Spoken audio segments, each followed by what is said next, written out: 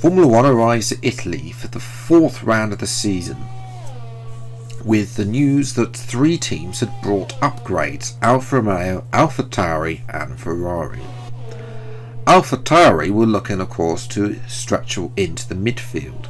They had lagged behind with all the uncertainty over whether they had been actually on the grid throughout 2021, and now are starting to try and play catch up, but their car still has problems, and it's still providing a very tricky onset of whether they can at least beat Williams or Ferrari. Alfa Romeo, meanwhile, are looking for their car to actually provide them with some more performance, after both drivers were unhappy with the balance of the car, and they were hoping they would be able to fix those issues, as well as being able to move further up the grid. With the improved Ferrari engine as well now in the back, Alfa Romeo are hoping that they can try and at least get close to the midfield. And Ferrari are hoping that their issues might have been gone away, but already in practice their race pace and qualifying pace shows that this has not gone away. They do look close to the likes of McLaren and Aston Martin, but at times also they do look comparatively slow, especially in a straight line. And once again back on pole, Lewis Hamilton starts on pole. George Russell ever present alongside, his 2nd place in a row. Max Verstappen back to P3, and Alonso returns to P4. His 3rd, 4th appearance on the 2nd row this season. Ricciardo starts P5 ahead of Nico Hülkenberg, who starts down in 6th place, a better time out for the German. Esteban Ocon has his best performance of the season, getting close to Alonso all the time with 7th place. Lance Stroll lines up alongside in 8th. Lando Norris starts 9th ahead of the Ferrari and Charles Leclerc, who started 6th at Monaco but is only 10th in front of his home fans in the Tifosi.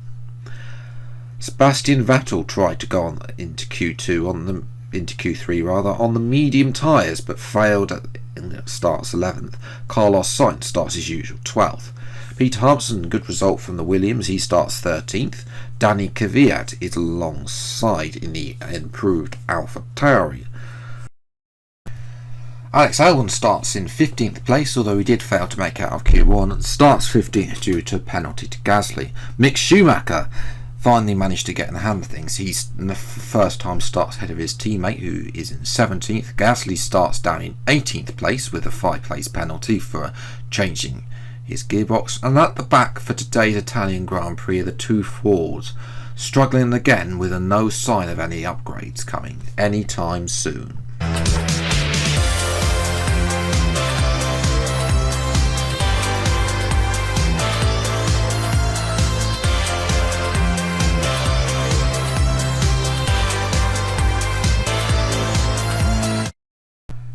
Well, hello everyone, and welcome back to another video of F1 Project Phoenix 2021 Career Mode. Today we're here for the 4th episode of this series at Italy. Monza, a good track of mine really. We're up in we start 13th, so we'll see what we can do from there. Yes, if you've missed any of the previous episodes, then I recommend you go and check them out. There is a link to the playlist for this series in the description below, and of course make sure you subscribe as well to never miss another video. And thank you if you have recently subscribed. Really appreciate all the support we've been getting on the channel recently. But yes, down on the grid, it's going to be a 2-stop. I did initially think about starting on the mediums, going medium, soft. The hards, they don't last. I'm not going to last. They probably do about 13 laps. And considering the fact this is a 27-lap race, they don't last. I mean, you'd be going into punch territory. Obviously, the AI can do it because there's no such thing as AI punches anymore. But for us, I think it's probably best we start on the soft, make as many places up we can on the start, and then settle down on the mediums, top 2 sets of mediums. As 5 lights come on for the Italian Grand Prix, and they're out. and it's a good start compared to Sainz and Vettel as well, as we look to try and get past Leclerc and Norris, but nothing we could do there. As there's 2x2 going into turn one. We had a little around the outside of Norris. We're going to cut across Leclerc now. Leclerc so is going to have the better exit by the looks of it, going around Curva Grande up to the little left-right chicane, which I've never read. We're going to dive it down the inside of Leclerc. Sainz was also having a look at it. We almost didn't get it stopped in time there, really, and we're up into P10 as we're watching the race leader now, which have swapped. The Mercedes has swapped, and George Russell leads for the first time in this series. So see what he can do. Obviously, he is closer in the championship by 1 point to Verstappen, although Verstappen is quite some way out in front. As watching our battle between Norris, this is Norris and Stroll going side by side. As we're watching lap 4, Sainz now is on the move, and he's now starting to overtake his teammate Leclerc, who's going backwards in this race, kind of a bit like what he's been doing in 2020, where he's had that. And we've come in now into the range of Lando Norris. This is a battle for 9th place. I'm not sure if Norris has got something problem. It looks like that both McLarens. As Norris brakes a little bit early than I was expecting. We have to go across the sleeping policeman, but it doesn't take us long to catch up back to Norris. I think both McLarens, as you can probably see from the mini-map, are having a bit of an issue. I don't know what issue they are, but they're definitely looking slow around here compared to everybody else. I suspect this is an issue considering the fact their qualifying pace was actually quite good. But we've moved easily past the McLaren of Norris, who's going to, of course, come back at us down the back straight towards Parabolica, because they are always OP on that straight compared to the player, or compared to me at least. But this time it's an easy overtake on Norris. We cut back to the racing line to make sure we doubly make it this time, and we're up into the points paying positions in P number 8. In actual fact, Carlos Sainz is starting to come in past Norris as well, and the Spaniard instantly sets his sights on getting past myself. We're going to put a little bit more fight up, because we need to sort of fight Sainz. I mean, to be fair, while the Ferrari is bad, we might as well fight him for the positions. I mean, yes, there are of course rumours going around that their 2023 car for the new regulations is going to be the fastest of all, but until they get there, then who knows where they're going to do. And obviously Sainz only has that 2-year deal with Ferrari at the moment. Obviously we'll see if that gets renewed or not. But coming into the pits then at the end of lap 7 for our first of 2 stops this afternoon, Sainz is in with us as well. He's gone on to mediums. There's a Red Bull going on to softs. Stroll looks like going on to softs. I don't think anybody's going to be 3 stopping this afternoon unless they break a bit front wing or get a puncher, but then they can't get a puncher because AI punches aren't in the game basically. But yes, we're coming out, but there is Ricciardo. So Ricciardo has gone past.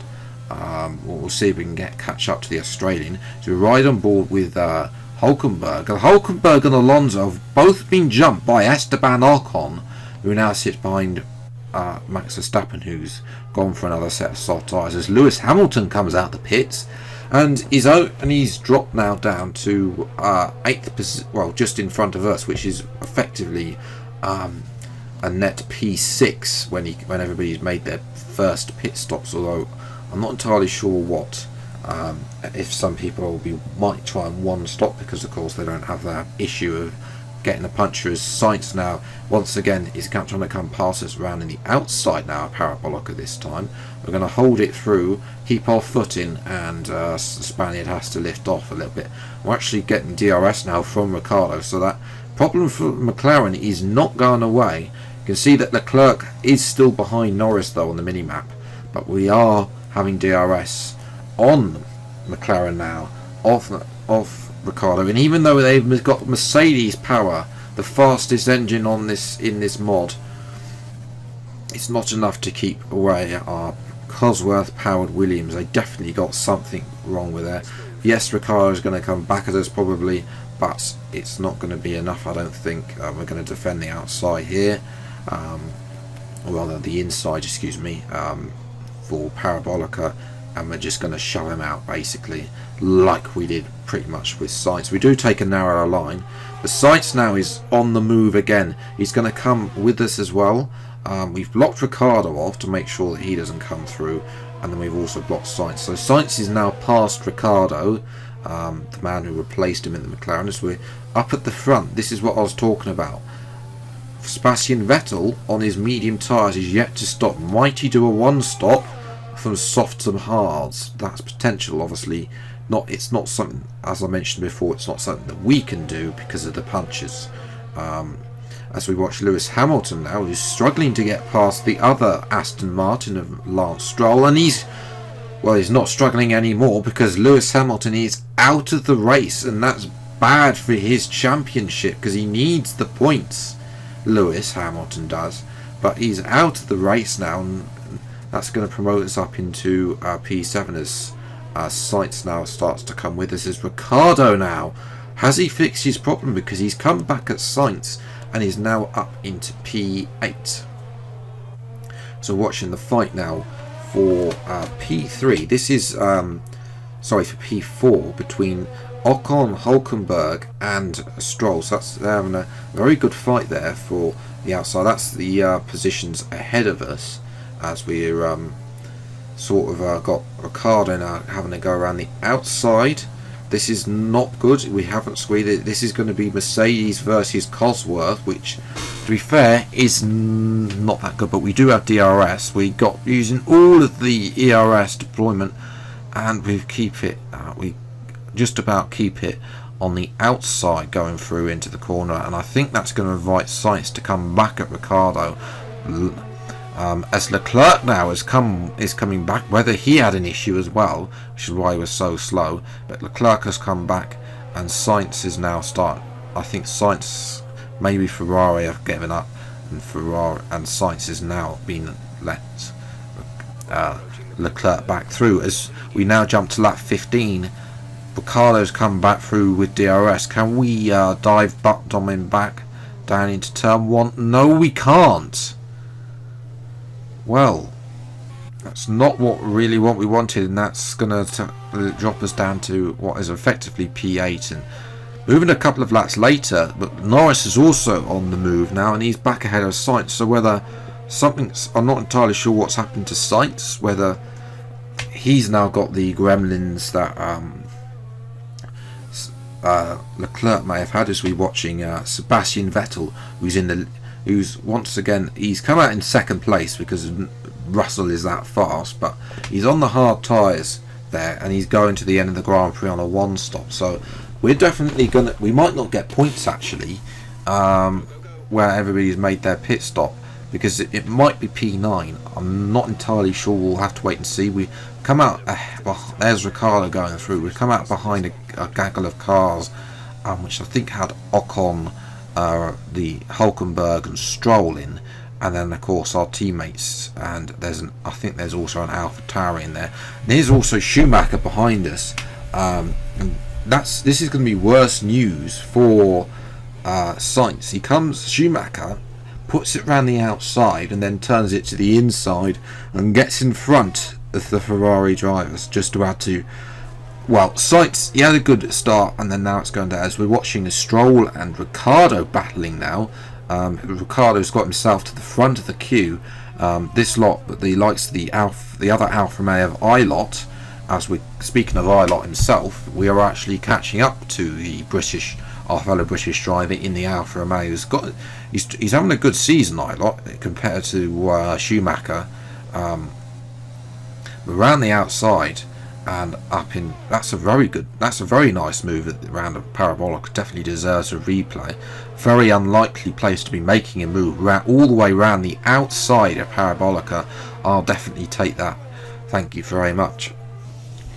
Yes, I don't think we really need to move that, but we jump to lap 23. Leclerc now is the Ferrari behind us. Norris is also coming into range as well, Sainz has sort of lost a couple of seconds because he had Schumacher in the way, and he had to sort of get in front of his German junior drivers. Watching now the battle for I believe this is P4, sorry, P5, sorry, P4, excuse me, because there is it's Vettel up there, and it's Hülkenberg and Alonso. That's definitely going to be interesting. Verstappen, I think, is now ahead there, but as Leclerc now is coming right at us with DRS. Can we defend going into turn 1? There's contact as Leclerc tried to turn in on us. Nowhere to go there, really, and we do defend the position. And eventually, Norris now comes back at Leclerc. So yes, McLaren, they could have got double points today. They had the pace to, but Norris eventually gets the points, and that moves us to the final lap of the Grand Prix.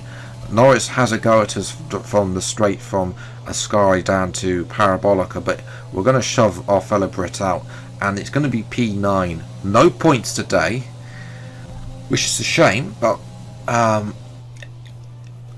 the race pace is good still. Russell gets his first win of the series, his first win of his career. Vettel finished V2. Verstappen had contact and had to come in again off camera. So that allows Alonso to get his second podium of the season. Hülkenberg finishes us up in P4 behind Alonso in the end.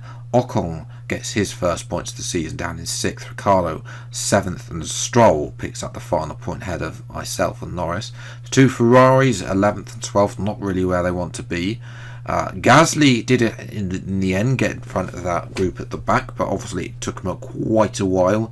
But the pace was solid from Gasly, so obviously he just needs to not get a penalty, and then hopefully we'll be better at Austria, with Albon disappointing, and Ilott and Kvyat as well. AlphaTauri were disappointed where their performance as well, with Schumacher as well. I'm sure, not really sure what happened to him, he got stuck there as well, isolated between the two fours, with Verstappen's lead has been crunched now to 4 points though, with that contact with Vettel. So Verstappen has only a 4-point lead over Russell. Vettel and Alonso moved back up into 3rd and 4th, but they're still not really considered to be title contenders. It might be just Verstappen versus Russell, especially the fact Lewis Hamilton, who's also been in the mix so far, had a DNF. Ourselves remain P6 as well. No other changes there.